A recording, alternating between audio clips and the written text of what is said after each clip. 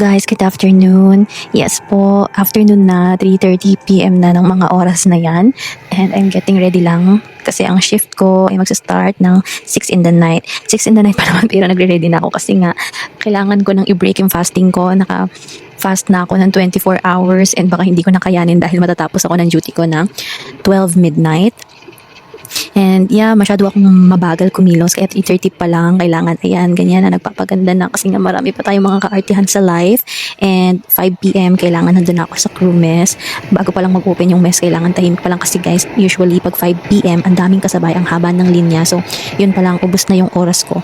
So kailangan before mag-open yung mess, nandun na ako para sure na hindi masisira yung timing ko or else malilate talaga ang person. And ayan na nga, tamang blow dry lang tayo ng hair, paganda-paganda, ganyan, ganito, o diba, bongga kailangan. Perfect ang hair natin pagpapasok kasi minsan lang tayong naliligo. Alam niyo naman yan guys. Pag nasa ship, as much as we can, hindi kami naliligo araw-araw or else uuwi kaming paknot. So nakikita niyo naman yung hair ko kung gano'n na dyan ka-dry kasi nga yung water treated na. So ayan, pagka naliligo ako, kailangan at least naman kahit isang beses sa isang linggo, maganda yung hair natin. O diba, agree ba kayo dyan? Maganda yung hair ko dyan kahit na sobrang dry na. O, sige, tapos yan bukas nagmamantika na yan pero hindi pa pwedeng basain ulit. Kasi nga maglulugas-lugas na yan kung araw-arawin mong basain, gano'n.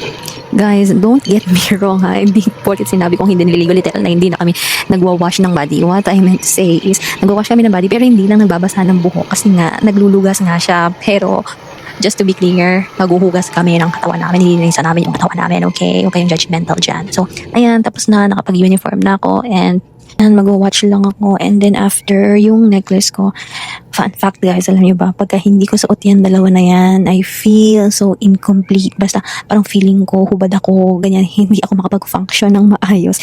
Kaya I make sure talaga na lagi ko silang suot or else hindi sa pag-iinarte, pero affected yung work ko. Diba? Ang OA. Tapos, ayun na nga, gusuot lang ng shoes, aura-aura, pose-pose, check muna kung pretty kasi rarampa na tayo papuntang mess. O, ayan, diba? Ang pagkahaba-habang lakaran, papunta para lang kumain. So, yung room ko ay nasa forward and yung mess ay nasa aft. No, yung mga nag-work sa ship, alam na nila yung mga term-term ng forward, aft na yan, port side, starboard. So, ayan na nga, papunta na tayo sa mess. Malapit na. And, ayan guys, kailangan mag-wash muna. Ayan, nakakuha na pala ako ng food ko dyan. And I'll just be having carrots and that's chicken. Guys, whenever I'm on the ship, hindi talaga ako nagra-rice.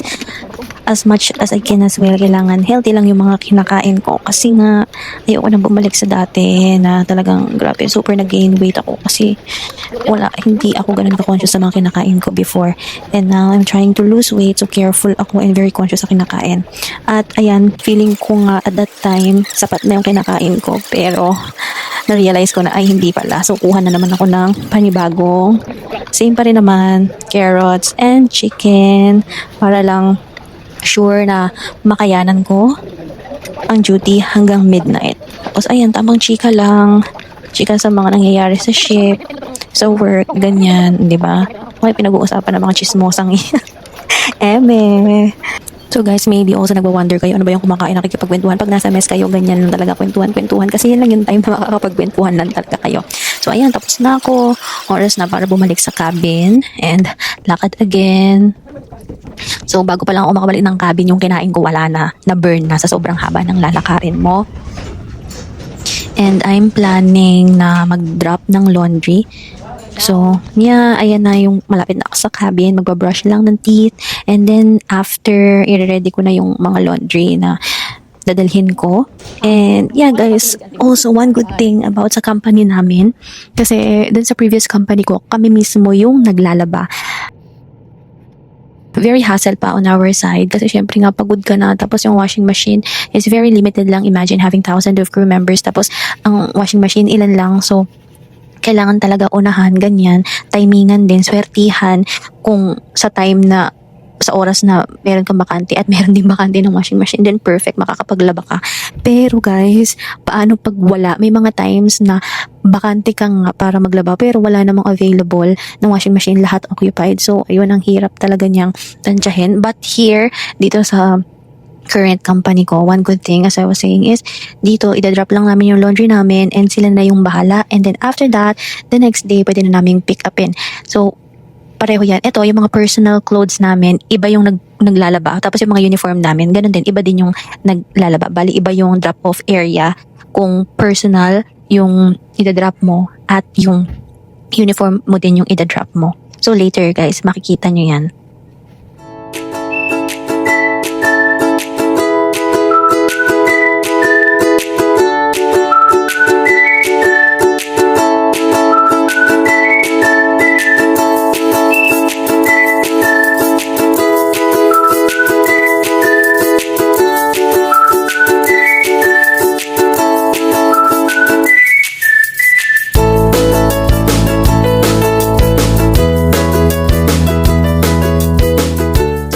Set, naka-ready na yung bag ko for my duty.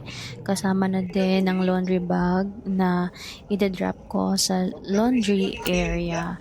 Malapit lang naman yan guys. Sa likod lang actually ng cabin namin. Pero para sa kaalaman ng lahat, ang cruise ship ay para siyang isang malaking maze. Marami siyang pasikot-sikot. So kahit na nasa likod lang namin yung laundry area, parang mga 5 minutes pa rin papunta doon kasi nga maraming pasikot-sikot ba, may pababa, may paakyat, ganyan, kaya talagang papayat ka din, para siyang cardio araw-araw dahil sa dami ng lakaran everyday sa buong contract.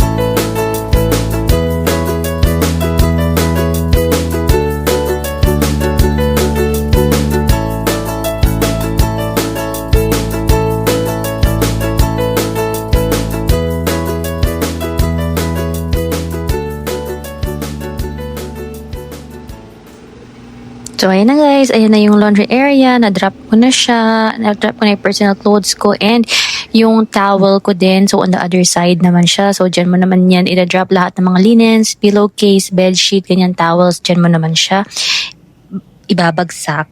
O, diba? Nagtanong pa. Parang di pa sure. Parang first time mo lang yan, te. Ayan. Kasi wala ako nakita na lalagyan ng mga towel. So, kailangan mo nang i-make sure kung dyan ba talaga. Kasi hassle din yan sa kanila, guys. Kung sila pa yung magsisegregate. And, ayan. Papunta na tayo sa work. Yan, malapit lang yan. As in, taas lang. One deck up lang. Ayan na yung working area. And nakikita nyo, paapaan na lang, guys. Kasi nasa guest area na tayo. And tapos balik ulit sa crew area kasi nakalimutan ko, kailangan nga palang mag-clock in. And yeah, super important yan guys na nagka-clock in or else magkakaroon tayo ng violation and we don't want that. So ayan, 'di ba? Arte. Oh, kailangan munang may pagganon bago mag-clock in, no? Actually, chine-check ko yung time, kailangan mag-45 yan bago ako mag-clock in para saktong-sakto yung time. So, tamang hintay lang muna at meron tayong dyang workmate na ginulat tayo. Gagi, hindi pa pwede. Kailangan mag-45 yan.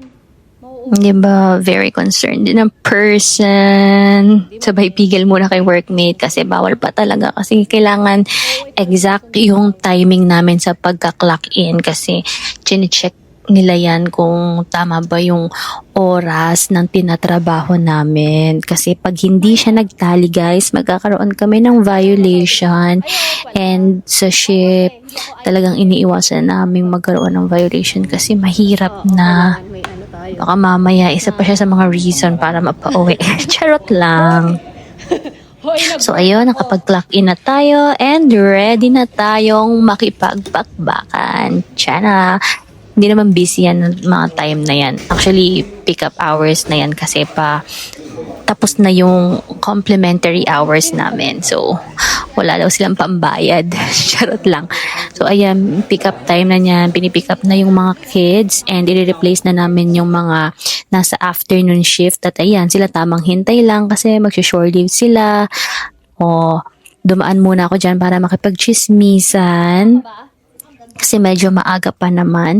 And konting chika-chika lang. Tapos punta na sa work para i-replace kung sino man ang dapat i-replace sa work para din maaga silang makapag-out and ma-enjoy pa nila yung port. Yes, it's port day at that time.